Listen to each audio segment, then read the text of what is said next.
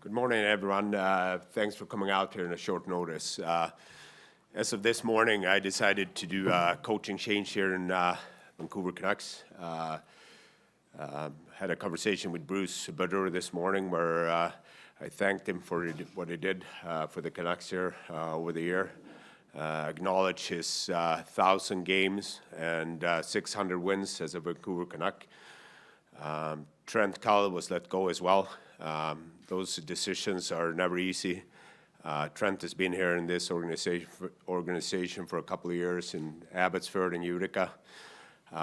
Great people, but at this point I felt it was needed a new voice to see if we can get this group to buy in, to play a different way. And therefore, I started a process here. My job is to always look at our options, short-term and long-term, but I felt strongly that this was needed, and really happy to announce Rick Tocchet as the 21st head coach of the Vancouver Canucks. I believe Tocchet was the right fit here for this group right now and moving forward here.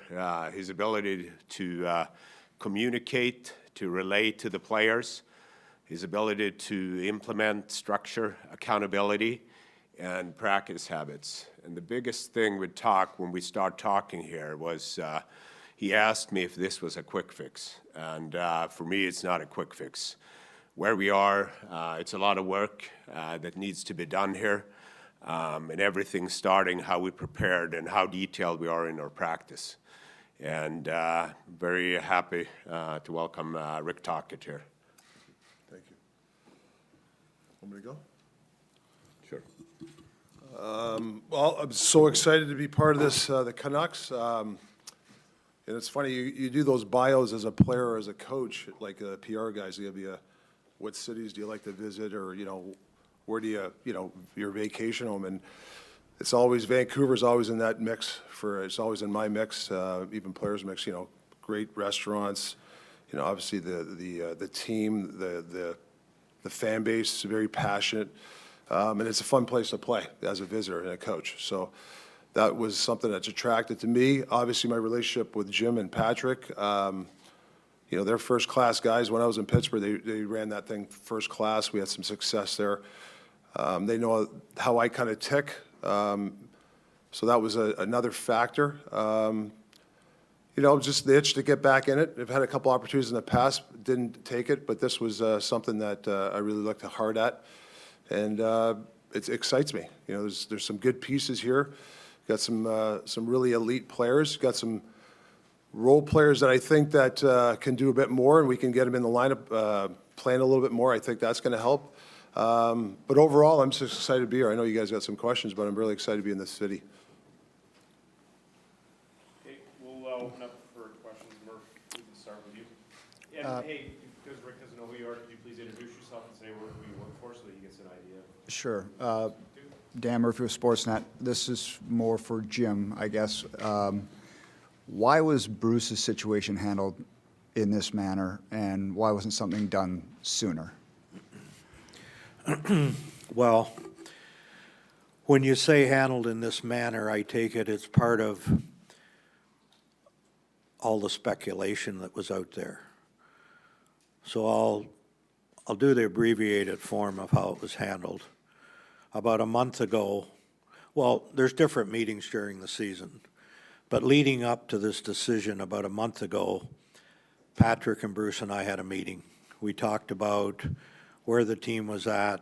We have some of our top players having really good seasons. The bottom half of the team seems to have declined, even to the point of some of our younger players, Putzkolson and Hoglander and these guys. And that was a concern about how do we go forward and get all these players on board and playing to their potential. And so we had that meeting. We talked about a bunch of things. I talked about the schedule where we were at. I said that we'd really like to get through the year. with Bruce as the coach and then make a decision at that point, and we'd like to see some progress. 2 weeks later, we had a follow-up meeting, part of the due process, walked through a bunch of things again, and there wasn't any improvement in the areas that we were hoping for. So then it got to the point where Patrik started to zero in on it and felt at that point we had to make a change. Now, part of this process, and I will apologize to Bruce for this, is probably in my interviews over the course of the season, when people ask me a question, I'm probably too direct and too honest. And so that goes back to my comment about team playing with structure, more structure, and things like that. I've done that my whole career. I've tried to be honest. I've tried to answer the best I can, and sometimes that affects certain people. And in this case, it probably did affect him.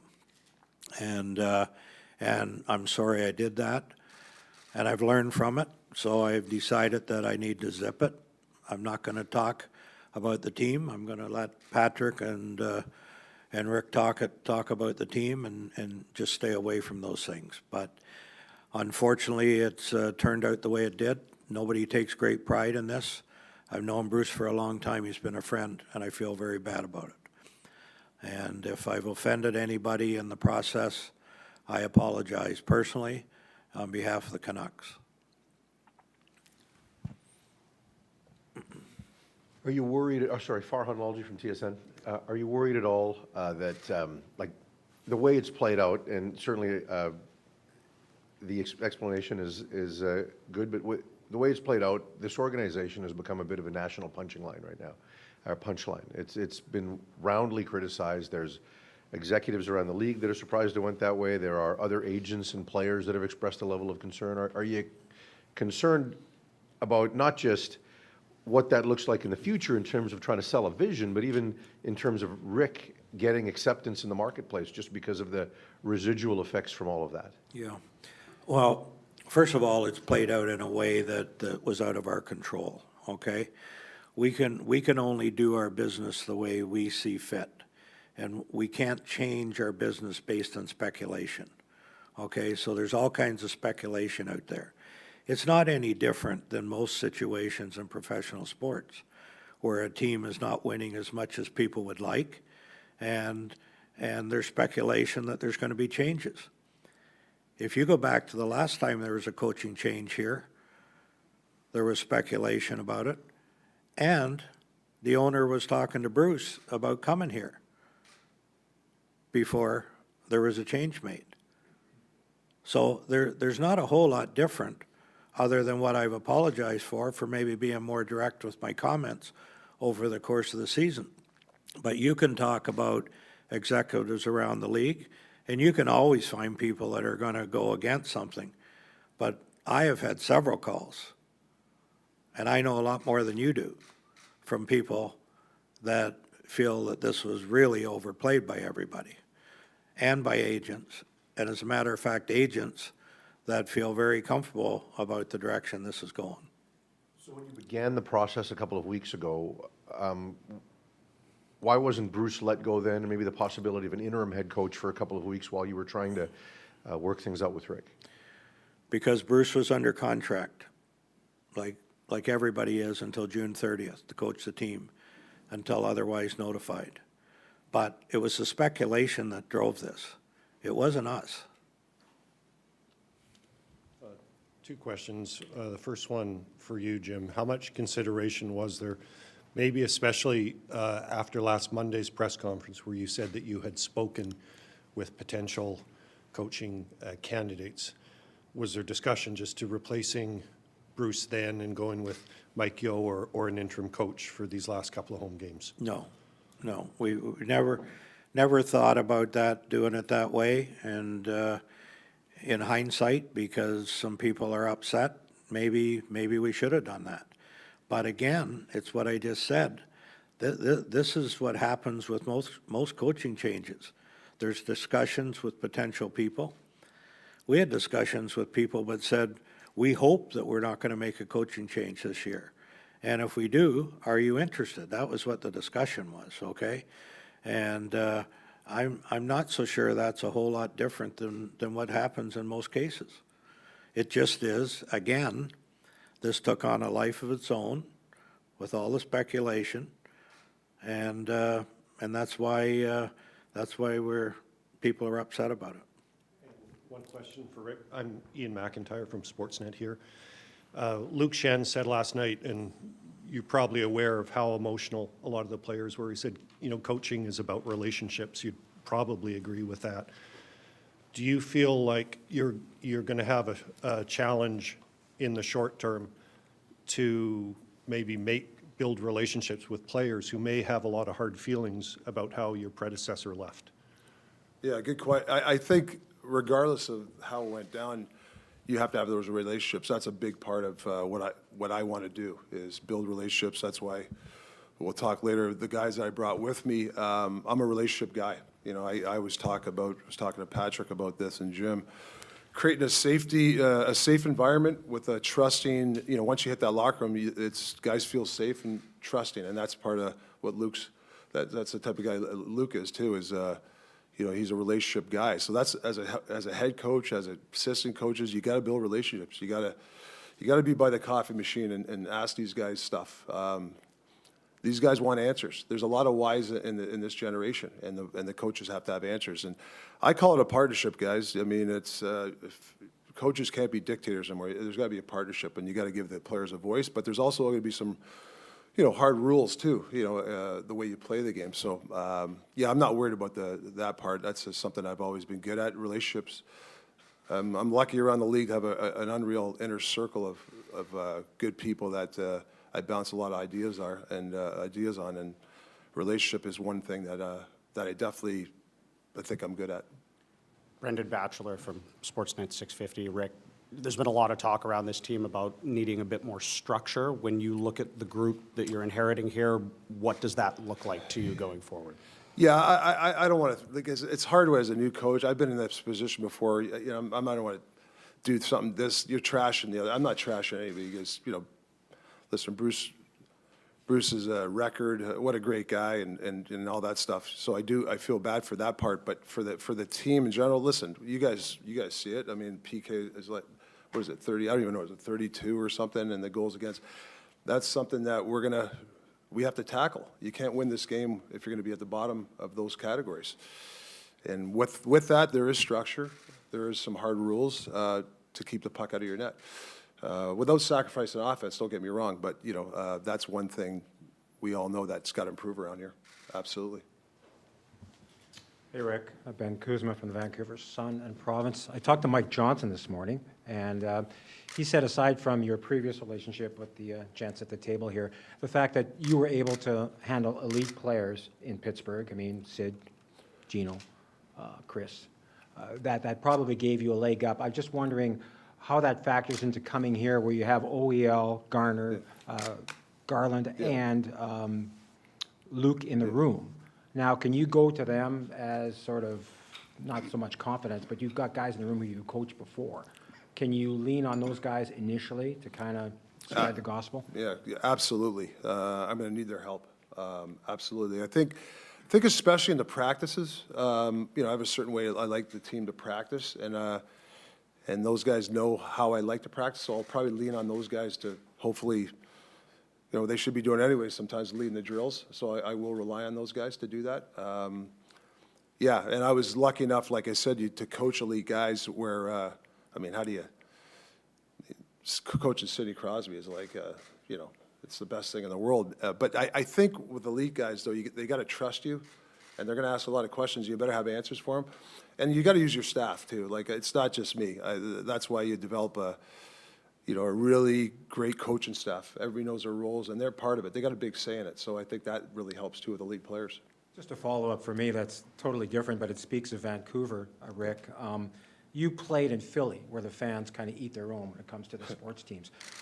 There's nothing like Vancouver for scrutiny of the hockey club. Yeah. And it goes beyond players, it goes to management, and it goes to the coach. How do you block out the noise when people get on Twitter and they wonder where's Rick's Twitter handle, and your past things you've had with gambling and things of that. Now, how you can be able to block out that noise in Vancouver? Well, I've been in this league, as a coach or a player, 30-plus years, so there's been a lot of noise. You just block it out. I mean, that's why I like to create that locker room as a safe place where guys can go in there, and we live in a world of distractions, right? There's distractions everywhere. You just try to be mentally strong, and you rely on your inner group of people to help you through that sort of stuff. You talked about some of the coaches that are coming with you, why we're at them foot and Sergei Gonchar, benefits to one. Well, I mean, you can look at their stats, their history. First of all, they're good people, right? Great people, actually. High character. They've been in all these type of situations, peaks and valleys, a lot more peaks for those guys, but they've been through some of this stuff, whether coaching change or teams underperforming or teams trying to find its way. So these guys are, just dynamite. That was a big part of me coming here, that, is trying to find a couple of guys like that, and it took a little bit of a time, but having those guys on my staff is huge. I talked to the Twins the other day. I really want to use them a lot. Those guys are they're a wealth of knowledge, the way they played the game, the way they ran the room when they were here. That's another two guys that I'm going to really utilize. Mike Yeo, the guy's been in the league a lot of years. I'm going to rely on Mike a lot. He's going to get a lot of autonomy here. And I haven't talked to Mike yet, but I've talked to him in the past, and he kind of speaks the same language I do.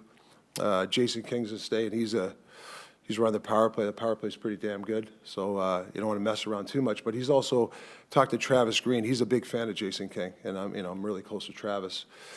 And I just met the video guys who I think are actually assistant coaches too. I don't call them video coaches.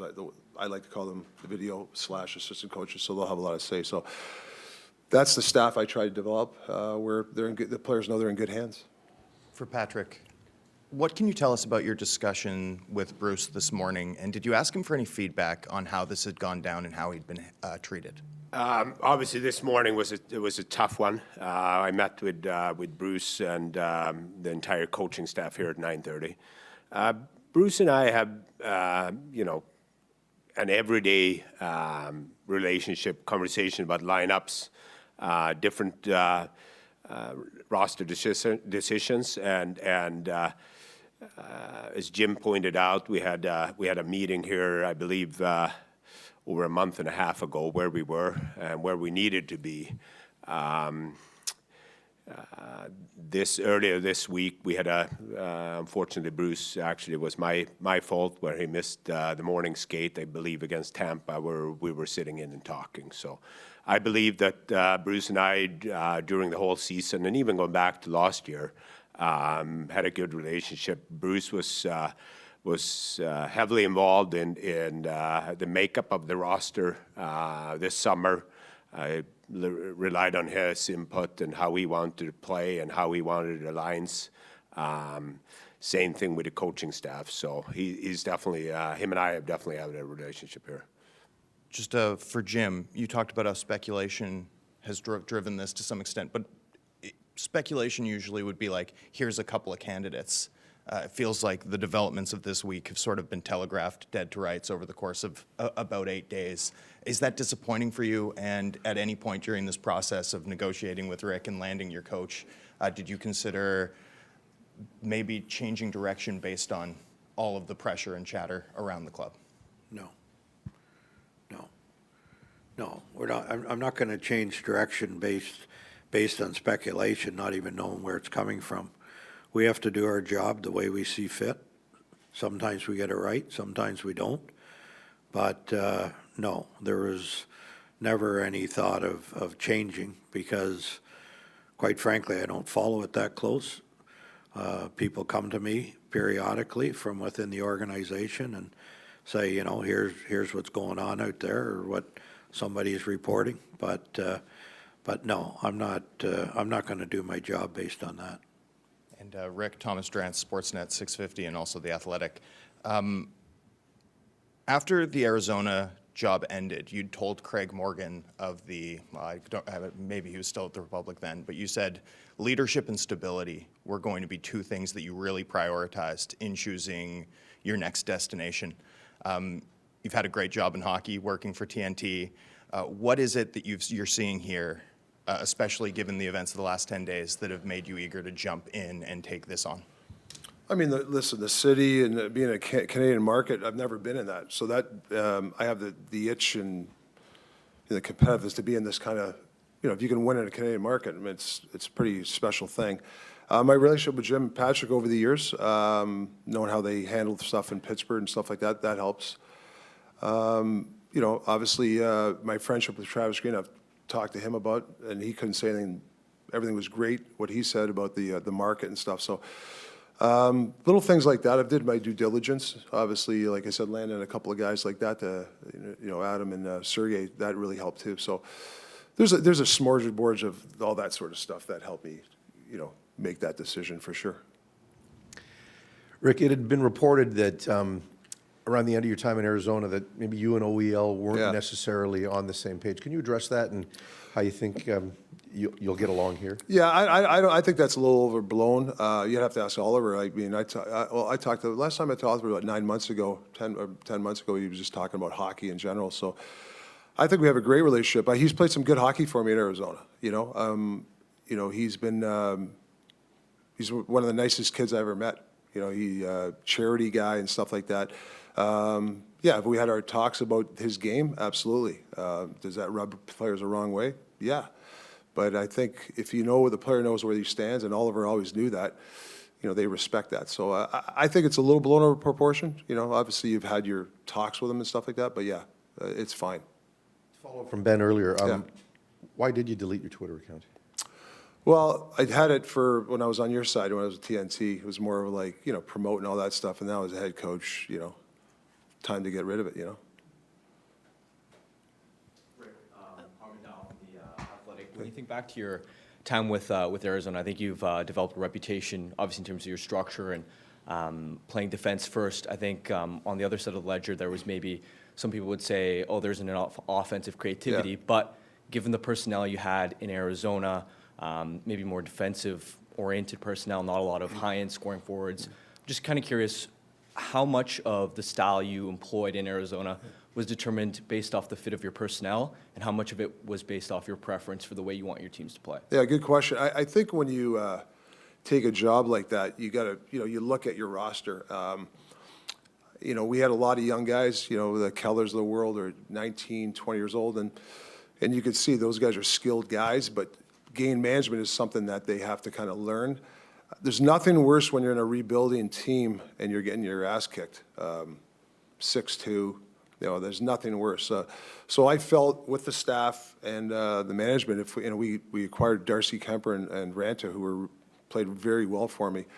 If we can get these guys to play half the net, we can have some kind of structure with those guys and stay in the games, and get those young guys playing important games as the season went on. There's nothing worse than being out of the playoffs, you're 30 points out in those last 20 games. And I thought the first year we struggled the first 2 months of that, and then we just started to build and chipped away. It started to be more competitive, obviously, and the guys bought into it. That's why I give those kids a lot of credit to buy into it, and I think that's really my thought process is, you look at your roster, the cards you're dealt, and you try to fit something.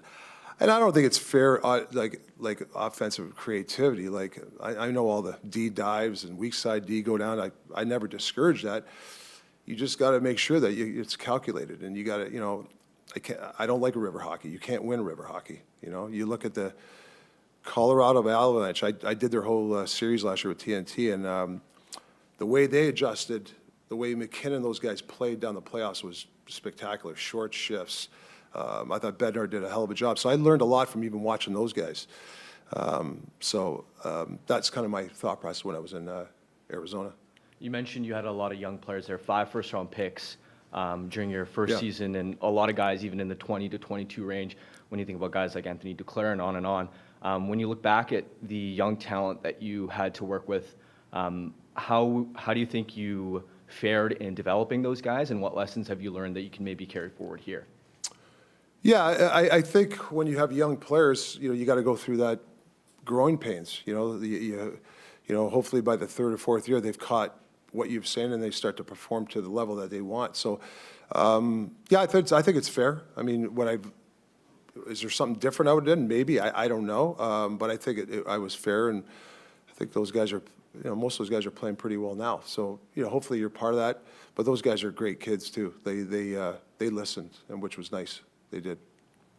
Rick, Gemma Carson-Smith with the Canadian Press. You're taking over a team that's 14 points out of the playoffs, one win in the last 10 outings.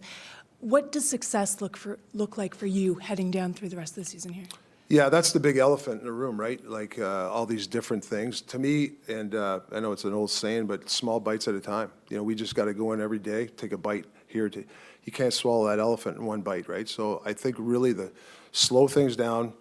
I got to evaluate some players too myself to see what's out there, where maybe some other guys can have a little bit more role, to get some more ice time and contribute. I think that's something we got to look at. But yeah, no, it's just really small bites at a time. Slow it down a little bit. Like I'm sure the players' heads are spinning, and my job is to get their heads to slow down a little bit and just play the game. I know you still have a lot of evaluation to do of this roster, but based on your first impressions, do you think that you have the personnel here that you need for success long term? Yeah, I don't know fully, but I know that there's some really good elite pieces here. I mean, this team can score. They got a very good power play. They get, every time I watch them on 6-on-5, I mean, they have the puck for 2 minutes. So I mean, that means that you got some good people there and some good players. So yeah, that's a good part. That's a positive, knowing that you got some elite guys there. Jim, last week when we talked, the subject of tanking came up and how you would potentially try to manage your roster. Now that all of this is done with Rick, and I can ask either one of you, how do you view things in that regard? You've got a pretty favorable schedule coming up compared to what you just went through since Christmas. So how do you manage the roster and with your goals, big picture goals? Yeah, I think that the coaches and the players on every given night play to win the game. That's their job. We have to look at the long game here. Where are we? Where are we going? I don't think tanking is the right word to use, but what we're looking for now is progress from now to the end of the year as to how the team plays, okay? And Rick's talked about some of the things, he would like to improve on. Defensive part of the game, the PK, some of those areas. And part of the reason the coaching change is made now is to see if the players that we feel have underperformed, maybe they just are what they are. But if you bring a new coach in, maybe you're going to see improvement again, okay? And that's really what we're looking for now. Like we have to get more out of our younger players, the Putz Colsons, the Hoaglanders, guys like that. And it was disappointing. It was hard to watch those guys taking a step backwards this year. I have one for Rick, but will those two be brought up anytime soon? At some point, yes. Yeah. I got to let Patrik answer these questions. I answer them too direct, and then I get in trouble. Will those two be brought up anytime soon, Patrik? You know what? There is a reason why we have Abbotsford. I'm really pleased with how Jeremy Colleton and our development staff are working down in Abbotsford. The culture we've been able to establish down there. If a player get brought up here, it's based on how they earn their way up. It's not going to be any given to come back up, but you asked about those specific players. They're taking major steps down there. I envision them at some point giving an opportunity to show us what they have learned down there. Rick, one player that gets a lot of conversation in this marketplace is JT Miller. And, Bruce was able to get a lot out of some of the top 6 offensive players, the Petterssons, the Horvats, Kuzmenko. But JT maybe hasn't been that guy so far this year. Have you had a chance to watch him play closely? And you mentioned rules and accountability earlier. So how do you get more out of him? Yeah, like I said, I don't want to be that guy coming in, trashing anybody. I just don't know if you can play guys, those type of guys that many minutes, 24 or 23 minutes a night. I don't think that's what we're looking for doing here. I think, so JT's put in positions Sometimes maybe he's pacing himself, I watch out there, but his passion for the game's there. You know, I'm anxious to work with him, you know, talk about leadership and stuff like that. I got some big leaders that I got with me with Sergey and Adam that can help me also too. So yeah, I'm anxious to work with him. You know, he's definitely a player that can really help your club. I mean, he has all facets in his game. So I'm like I said, very excited to work with him. How do you deal with a guy that's that emotional? Well, I've dealt with, you know, I was an emotional player, you know, I'd be emotional, but there's different emotion, you know, it's okay to have emotion on the bench or tell your line mate, let's go, but I think on the ice, you got to be careful of your body language, you know, that emotion, if you're upset doesn't mean you don't back, and I'm not, just not an indictment of JT, I'm just saying it's, your body language, you can't start back checking because you're mad at somebody. That's one of my rules. It's okay to be emotional, but you have to have the right emotion. So just channel it. So that's for everybody. It's not JT. That's just, I think, a locker room, you know, in general has to have that. Rick, as Jim said, no coach would ever come into a situation and not try to get 2 points on any given night. And yet, most likely, you're going to lose some good players before the trade deadline, right? With everything going on, does implementing systems, does teaching take on a little bit more importance for you over the balance of a season like this? Yeah, that's part of it. Whether you're wherever situation you're teaching is everything. Every day you walk in that room, there's got to be ways of teaching a player, and that's why I like your staff to out of box thinking. You know, we don't have a lot of practice time here, so we have to think of other ways to get information to players. That's another thing that we always discuss. So, yeah, teaching is a huge part of it, you know. There's some guys that I don't know, maybe there's a couple of guys that can PK that are good. I have to find that out. We have to give them the resources and the tools to see if they can. You know, my job is to exhaust every ounce of coaching and my staff has. You know, coaches just can't go in the room every day, oh, this guy can't play. I mean, that's something that you know, you can't have as a coach. You know, you got to every day exhaust whatever you have to make that player better. Well, some work out and some don't, and then you make your decisions from there. At the outset of this availability, Patrik told us that he'd communicated to you that it's not a short-term fix, in his view. What's the vision, as it's been explained to you, for where this club wants to be short-term? Yeah, just the culture, the teaching, the structure, players know when they leave the rink that they know where they stand, things like that. I mean, you know, stuff that we dealt with in the past. You know, those conversations come up all the time because I've known these two guys for a long time. So that's really what it is, you know, everyday process. You know, I know we all coaches through process and all that stuff, but it is something that you need these processes, these teachings before the results. Everybody wants results first. And you got to start with the process first. So I think everybody knows that, I think. Two-part question for you, Patrik. In the building last night, when you saw, as the game was ending, the chance for Bruce, you saw Bruce's reaction, you'd be aware of the emotions between the players and coach. What was going through your mind? What were you thinking? Well, first and foremost, I mean, that just shows how passionate the fans is here in Vancouver. What a great market. And obviously, Bruce made an impression for the fans to like him. You know, with all the speculations that were going on, again, credit to the fans showing that.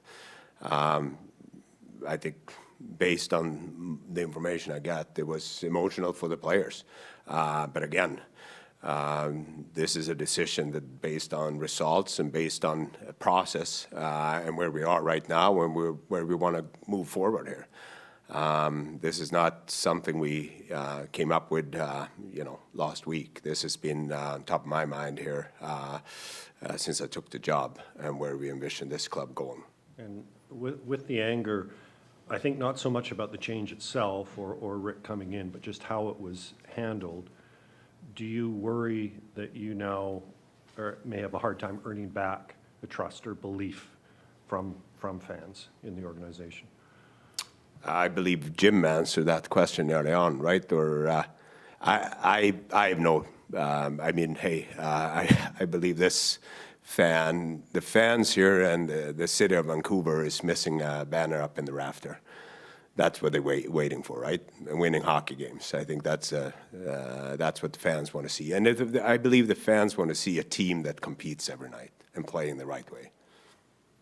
Rick, I just wanted to get back to JT for a minute. I mean, you can probably reach him on a different level, in my estimation. I mean, I think one year you had 45 goals, you had 80 points, you had 180 penalty minutes.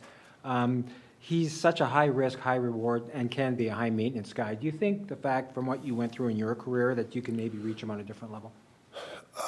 Yeah, I mean, I've got some good experiences to talk to him through about, sure, definitely.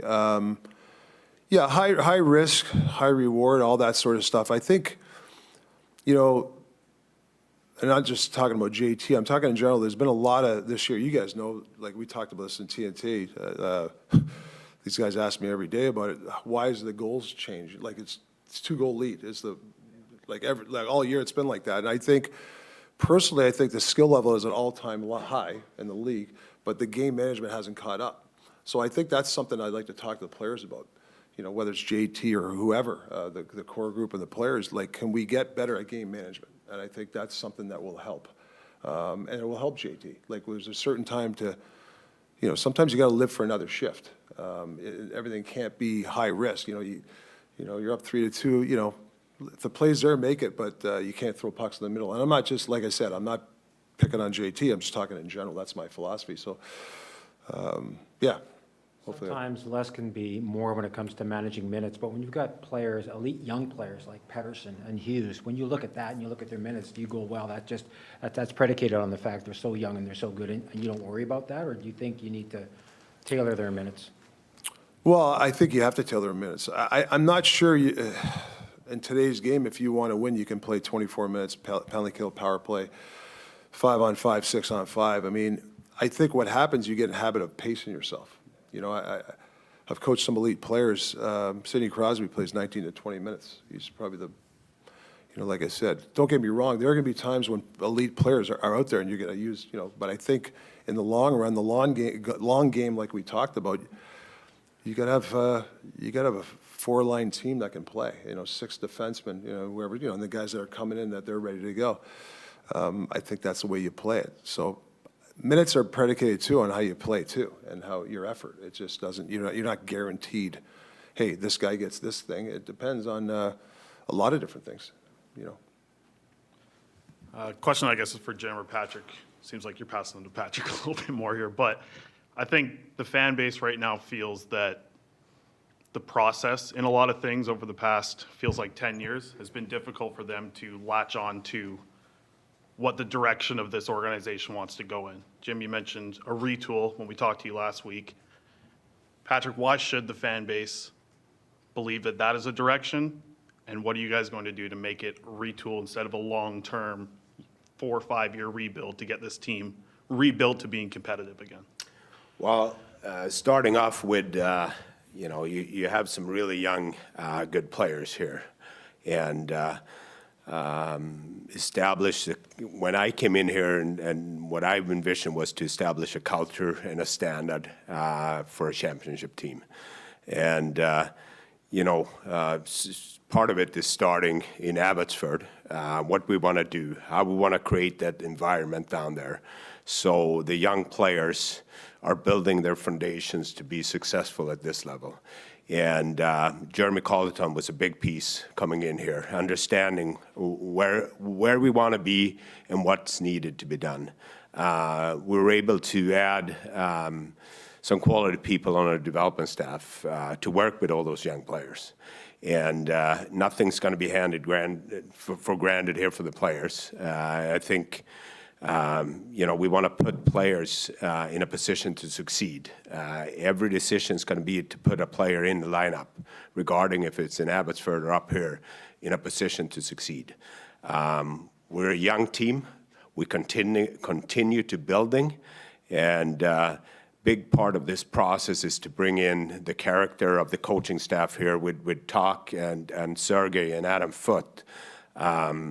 Their character, what they went through, and establish the winning culture in here. And that was refreshing going through the process here. And I interviewed a handful of candidates for this job, but talk about asking the quick fix. I believe there is a daily process that needs to be made before you're taking the next step.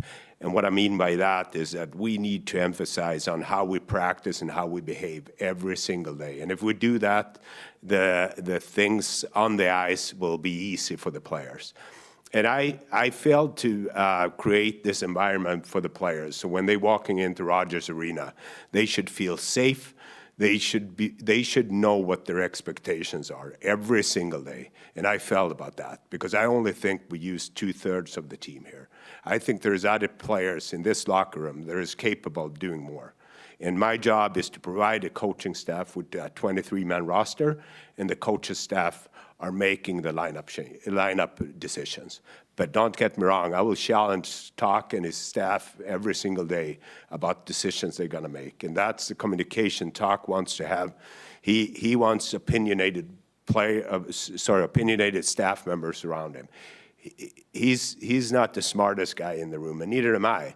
But we building out the staff here to provide us resources to make our decisions better. So it's step by step, brick by brick. I'm really happy and proud of what we have accomplished off the ice. Changes are never easy. For me coming in here less than a year ago, looking over the structure of the hockey ops, looking into the personnel around the team and the players. Right now, I'm really happy with the staff and my colleagues that we have and the vision we have moving forward here. Again, it's not going to be a quick fix, and it's going to be a lot of work and a lot of bumps on the road here, and we'll get it right. You talk about being very happy with your staff and the process. I think the fan base, you look at the online reaction, it might be as negative as it's ever been when we've had a Twitter world. So what do you say to the fans of just why should they be confident in the process that you're talking about here with your staff? I don't really know what you're referring to. I guess what's the end result? Winning a cup, right? Yeah. And as I said earlier on, when you're walking into this building, I haven't seen a banner up here yet. And I believe that the quality of people that we have brought in here will make life easier for the players to feel comfortable every single day they're walking in here so they can perform. It's not about me or Tocchet, it's about the team and this organization.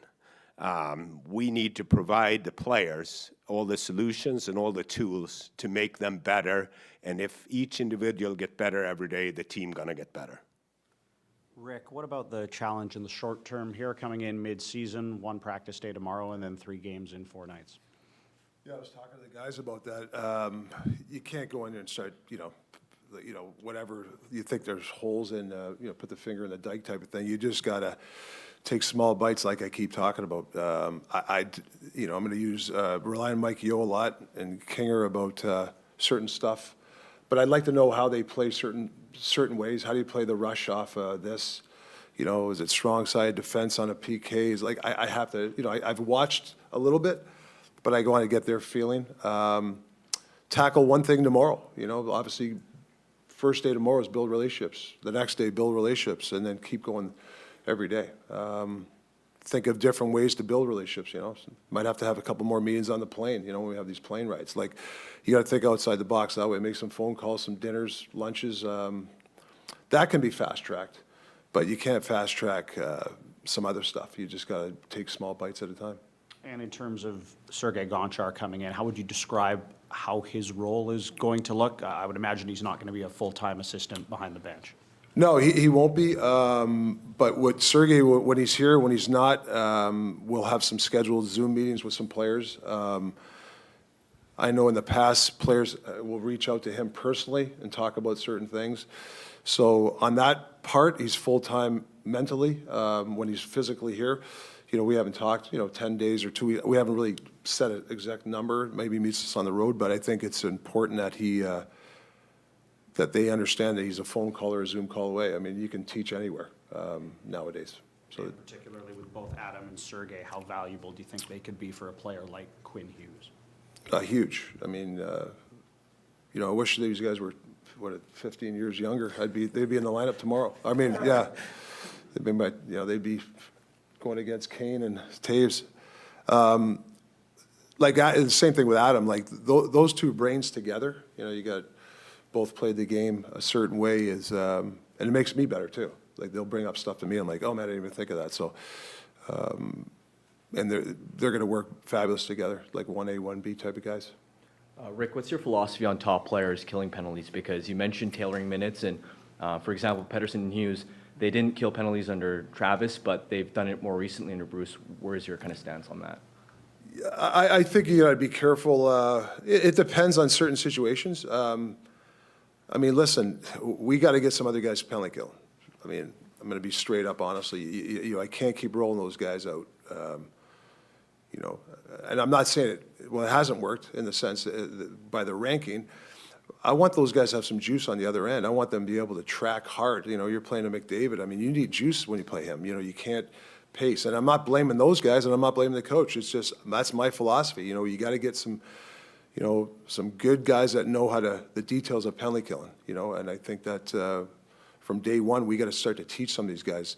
They might not be on it right away, but in practice, we can teach them some stuff, and they can work on it. Hey, how do you come down on a guy like, Patrick Kane? Where do you want your stick? Who's protecting the slot? These are the things that you can teach them. Doesn't necessarily they're going to be in the game, but there might be a time when I'm going to throw them out there, and they got, hopefully they're ready to play that. But so my philosophy is, I'm not saying you can't have high-end guys at penalty kill. I don't think you can have a steady diet. And look at some of the best penalty killers in the league. Most of the teams, they have the role players, other than like Marchand or Bergeron, they're probably one of the outliers in the league where they play penalty kill and power play. And you talked a lot about implementing structure and really trying to cut down on the goals against. In practical terms, what does that teaching kind of look like? Because I think there's obviously the X's and O's side, where I think there isn't obviously a huge difference in the systems teams use nowadays. How much of it is mindset and philosophy and prioritization and just kind of that balance between system versus mindset? Yeah, great question. And mindset, D-zone, or not even D-zone, commitment without the puck is a mindset. There's a certain way you want to tackle that, right? Obviously, system has to be there. Are you man-on-man, or your layered system? Is it a double-up?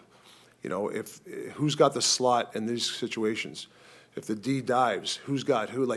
These are sort of things that you have to have some rules on, but guys got to just play too. You have to have, that's where the mindset is, it's a 3-2 hockey game, and the guy, and there's a guy on the dot who's going to take it one time. I need that guy to flex out and block that shot. There's certain times in a game you just got to get it done, and I think that's a mindset that we got to establish around here. I always play different scenarios, and I talk to these guys about, you're up, you just score early, you score late in the game, and there's 2 minutes left. Don't back up. I don't want my D backing up, and we're protecting it. We want to stay strong, and I think that's it, the mindset you were asking me about. That's why you replay these all the time with your players, and you got to practice that stuff in practice. We don't have a lot of practice time, but you have to practice pressure. You can't just have flow drills, and you just got to practice that sort of stuff. And those, especially the elite guys, they crave it. All the elite guys I've been coached, they want competition drills. They don't want fluff. They want to be put under the pressure. So that will help too, in that mindset. Elias Pettersson's taken a huge step this season, not only offensively, but even in terms of his two-way game. First of all, how have you witnessed his evolution from the outside? How do you view helping him get to the next level, and more specifically with the development of his two-way game? He hasn't really been used in a sort of matchup best-on-best role a lot. In his career, is that part of his evolution, do you think, to where when McDavid's coming in town or McKinnon's coming in town, that you want to tap him on the shoulder to play against those guys in those tough minutes? Yeah, first of all, he's, I think he's a hell of a player. I watch him back check. I watch him go to the bench. He's one guy I see that consistently tries to do that. I'm going to rely on him and Hughes, especially to raise the bar in practice. I'd like to see them kind of set the pace. Obviously with the other guys, Bo obviously is a guy that I have to rely on. He's a great player, but those guys like that have to really set the bar. My job is to get, whether it's Pettersson or anybody, the best time for us and the weakest time for their opponent. So if I could get Petey out against a weak moment out of the team, that's my job. And there might be a time when, hey, I need you to win this draw and go head to head maybe with a McDavid and see if he could do it. And those guys crave that. They want to play best on best. But they also you want to put them in the right situations too. And the other team's weakest time. I think they appreciate that. Time for a couple more, and we can wrap. Rick, Jim said last week he's up for a challenge, or he loves a challenge. How much of a challenge do you think this will be? And this is more big picture. The team has been losing. The players might be a bit fragile. The fan base loves the old coach. Yeah. For you personally, how difficult might the start be? Yeah, I don't look at it as a tough start. I look at it as a new day tomorrow, like to get to know the players and then just start. We always say the process and chip away at it, and then all that other stuff. Lessons and lessons, right? This is a pressure job. We thrive in it, and if you're prepared under pressure, you deal with that sort of stuff. So that's why the group that surrounds me is going to help me too. It is something I'm excited about. But yeah, it's just every day you just deal with what comes to you, and you repeat. And you build relationships, and you keep going, and hopefully that pressure lessens, and you get good results. Rick, Chris Faber with Canucks Army. Yeah. Got a lot of challenges ahead of you, obviously. I'm sure there's some things you'd like to accomplish this season as well. What's one thing, if at the end of the year you can say, okay, I did that with this group, what's one thing you'd like to see? Like each individual improved, like each guy, listen, to be hit every single person and improve, I don't know if it's feasible, but that's my goal.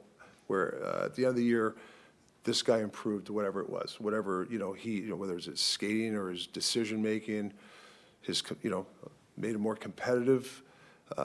That's probably, not just me, I think it's a feather and cap for the whole staff, is at the end of the year, you go, hey, man, this guy really, this group improved in these certain areas. I think that's something that I take a lot of pride in. Hopefully that works out. For either Patrik or Jim, what can you tell us on the interest level league-wide around Bo Horvat? And is that situation coming to a head? Well, there's a lot of interest in good players. Bo has been a really good player for us here during the circumstances going in here.